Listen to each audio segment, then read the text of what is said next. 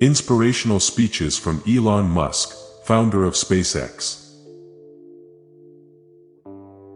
When something is important enough, you do it even if the odds are not in your favor. Some people don't like change, but you need to embrace change if the alternative is disaster. Failure is an option here. If things are not failing, you are not innovating enough. The path to the CEO's office should not be through the CFO's office, and it should not be through the marketing department. It needs to be through engineering and design. Persistence is very important. You should not give up unless you are forced to give up. I think it's very important to have a feedback loop, where you're constantly thinking about what you've done and how you could be doing it better. There's a tremendous bias against taking risks. Everyone is trying to optimize their ass covering.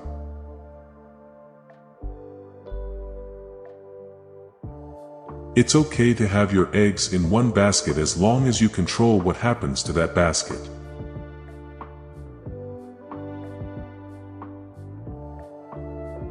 Brand is just a perception, and perception will match reality over time. Sometimes it will be ahead, other times it will be behind. But brand is simply a collective impression some have about a product. I don't think it's a good idea to plan to sell a company.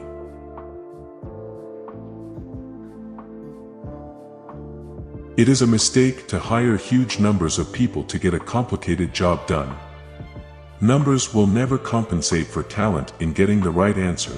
Two people who don't know something are no better than one, will tend to slow down progress, and will make the task incredibly expensive.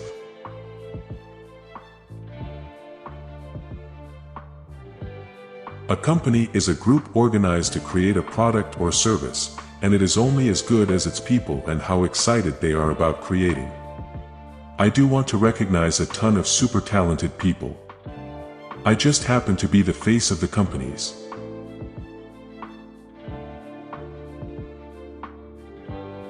People work better when they know what the goal is and why. It is important that people look forward to coming to work in the morning and enjoy working.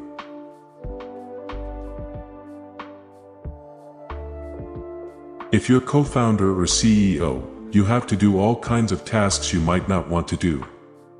If you don't do your chores, the company won't succeed. No task is too menial.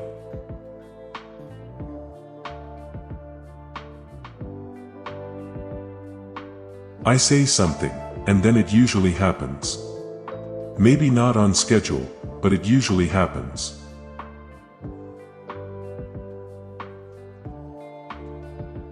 I do think there is a lot of potential if you have a compelling product and people are willing to pay a premium for that.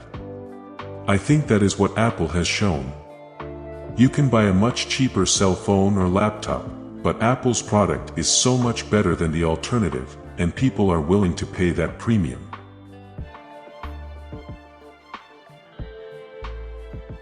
I don't spend my time pontificating about high-concept things. I spend my time solving engineering and manufacturing problems.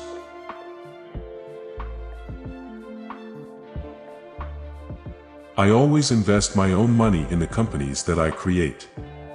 I don't believe in the whole thing of just using other people's money. I don't think that's right.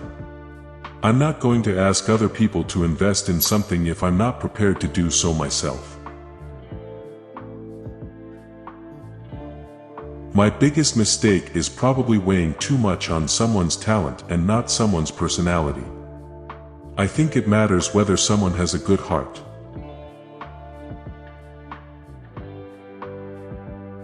I don't create companies for the sake of creating companies, but to get things done.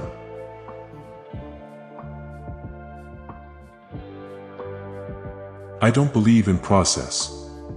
In fact, when I interview a potential employee and he or she says that it's all about the process, I see that as a bad sign. The problem is that at a lot of big companies, process becomes a substitute for thinking.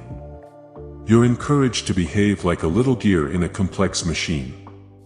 Frankly, it allows you to keep people who aren't that smart, who aren't that creative. Starting and growing a business is as much about the innovation, drive, and determination of the people behind it as the product they sell.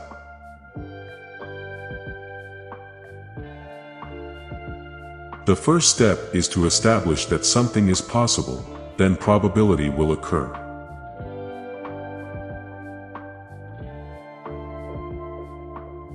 There are really two things that have to occur in order for a new technology to be affordable to the mass market. One is you need economies of scale. The other is you need to iterate on the design. You need to go through a few versions.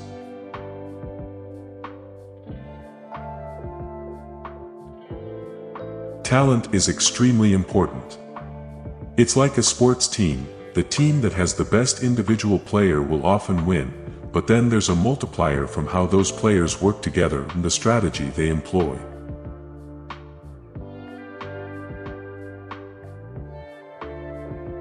Work like hell. I mean, you just have to put in 80 to 100-hour weeks every week.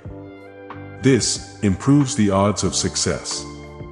If other people are putting in 40-hour work weeks and you're putting in 100-hour work weeks, then even if you're doing the same thing, you know that you will achieve in 4 months what it takes them a year to achieve.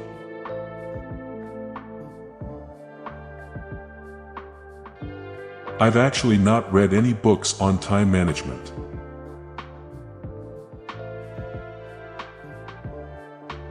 I'm interested in things that change the world or that affect the future, and wondrous, new technology where you see it, and you're like, wow, how did that even happen?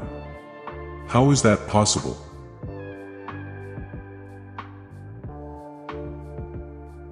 Really pay attention to negative feedback and solicit it, particularly from friends. Hardly anyone does that, and it's incredibly helpful. If you get up in the morning and think the future is going to be better, it is a bright day. Otherwise, it's not. What makes innovative thinking happen? I think it's really a mindset. You have to decide. People should pursue what they're passionate about. That will make them happier than pretty much anything else. Being an entrepreneur is like eating glass and staring into the abyss of death. I wouldn't say I have a lack of fear. In fact, I'd like my fear emotion to be less because it's very distracting and fries my nervous system. If you're trying to create a company, it's like baking a cake. You have to have all the ingredients in the right proportion. I think most of the important stuff on the internet has been built. There will be continued innovation, for sure, but the great problems of the internet have essentially been solved. I think we have a duty to maintain the light of consciousness to make sure it continues into the future. When Henry Ford made cheap, reliable cars, people said, "Nah, what's wrong with a horse?" That was a huge bet he made, and it worked. When somebody has a breakthrough innovation, it is rarely one little thing. Very rarely is it one little thing. It's usually a whole bunch of things that collectively amount to a huge innovation. You shouldn't do things differently just because they're different. They need to be better. You have to say, well, why did it succeed where others did not? I would just question things. It would infuriate my parents. That I wouldn't just believe them when they said something, 'cause I'd ask them why. And then I'd consider whether that response made sense given everything else I knew. It's very important to like the people you work with, otherwise life, and your job is gonna be quite miserable. We have a strict, no assholes policy at SpaceX. I think the best way to attract venture capital is to try and come up with a demonstration of whatever product or service it is and ideally take that as far as you can. Just see if you can sell that to real customers and start generating some momentum. The further along you can get with that, the more likely you are to get funding. Disruptive technology where you really have a big technology discontinuity tends to come from new companies. As much as possible, avoid hiring MBAs. MBA programs don't teach people how to create companies. Don't delude yourself into thinking something's working when it's not, or you're gonna get fixated on a bad solution.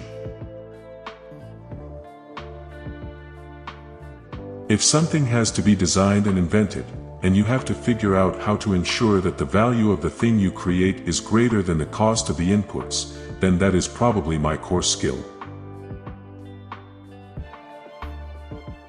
I always have optimism, but I'm realistic. It was not with the expectation of great success that I started Tesla or SpaceX. It's just that I thought they were important enough to do anyway.